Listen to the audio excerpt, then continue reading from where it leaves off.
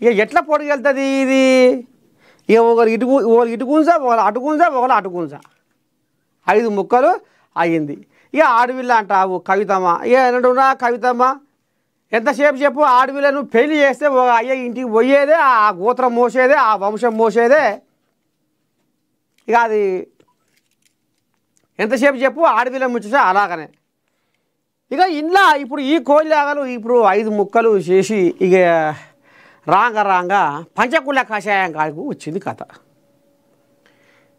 ఇంకా ఇప్పటికే నీ దండం పెడితే గడియల్లో నవో గండమై గడప దాటని బతుకు సుడి గుండమై, గడియల్లో నవో గండమై గడప దాటని బతుకు సుడి గుండమై, నా ప్రాణమా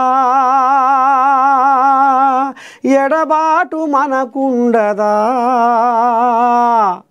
పెద్ద కుర్చీ ఎంత పని చేసేవే పెద్ద కుర్చీ, నన్ను ఎడవాసిపోతివే పెద్ద కుర్చీ. అసెంబ్లీకి ముఖము నేను చూపించలేకుంటిని, అసెంబ్లీకి ముఖము నేను చూపించలేకుంటిని,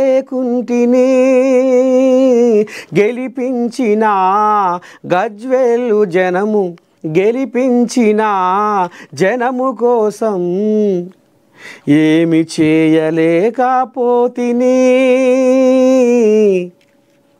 గజ్వేల్లా ఇంతగానం జనాలు అయ్యో సరే షెడో పడో పెద్ద మనిషిని గెలిపిద్దాం చూద్దాం అన్నట్టుగా పుసుక్కున ఓటేసి గెలిపిస్తే ఆయనకలా మళ్ళీ చూస్తలేడు, అసెంబ్లీలో అడుగు పెడతలేడు, అసెంబ్లీకి వస్తలేడు, గెలిపించిన గజ్వేల్ నియోజకవర్గ జనాల గురించి మాట్లాడతలేడు, మందలిస్తలేడు.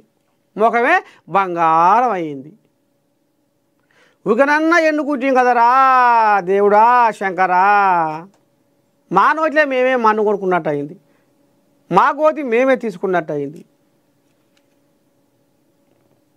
అని ఇప్పుడు నెత్తి నోరు కొట్టుకుంటున్నారట గజ్వేల్ జనాలు.